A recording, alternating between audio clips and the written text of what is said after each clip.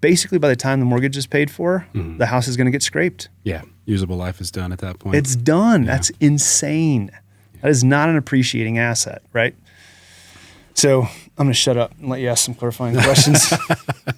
No, so you're good. So, I do want to, just for people, and we'll try and grab some photos to kind of bring into the visual aspect of this. But so we got the CLT panel, but, at your shop, you walk in and you see this, kind of what looks like a corner of a bedroom, if you will, right? You've got CLT building and you've got to have this mock-up to where you can visually see through it and you see all the insulation and you see the exterior hung, and you kind of get a visual aspect of what this would look like in a realistic setting, if you will, as best as you can in your, 15 by 15 office or whatever. So, let's just take it back just a second. So from the CLT panel, when did you guys develop the thoughts around, or was that in the same time frame of like, well, we've got the wall, we've got the wood, but we have to resolve the insulation, right, and we've got to resolve the exterior hung, whatever the exterior cladding of this house is. And so now that is what the potential product that's coming out of TimberAge looks like. Right. So when did you go from CLT wall, we can manufacture this, we can do this, we can get beyond this incubator stage, to this is the product that we can actually build homes out of? Yeah. I think that's a great question. So yes, I would say that we knew from the beginning that it needed to be an entire assembly.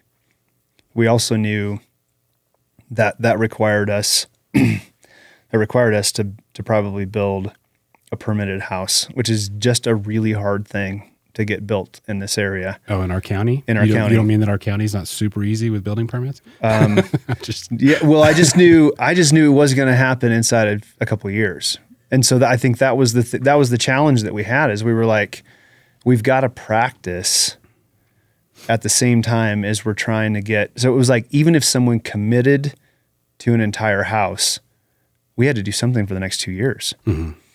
And so we used that time to say, well, let's just build uninsulated structures that are less than 200 square feet, because we don't have to have a permit. And so we're like popping up these little sheds, glorified sheds. They were super expensive sheds. They're amazing sheds. But we knew that the financials didn't work if we didn't make insulated panels. And the whole reason we were making insulated panels was to make a better home. So it's always been, focused on trying to create a better home.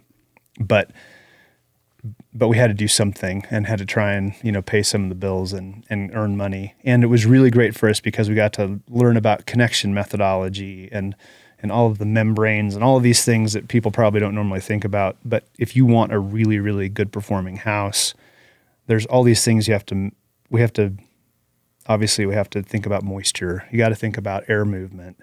You have to think about if you're taking a shower and that moisture's getting pushed outside the house, where does all that moisture condense? Mm-hmm.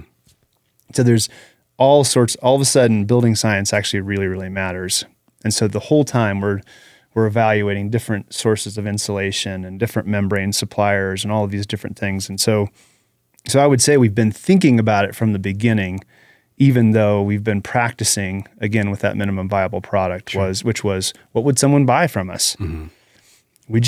No one wanted to pay for a fully insulated wall because what we were selling was a 200 square foot building. And they were like, I'm not going to live in it. Yeah, and absolutely. So I don't want the insulation, but I love what it looks like and yada, yada. So there's all these random things that we're building that are these little tiny options.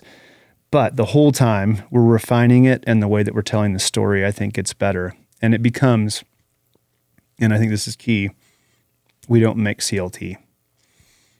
Because if I say, hey, we're a manufacturer of CLT, and you're like, what's CLT? We start talking about CLT. Mm-hmm. And that's actually not the thing that's going to make our communities better. Sure, absolutely.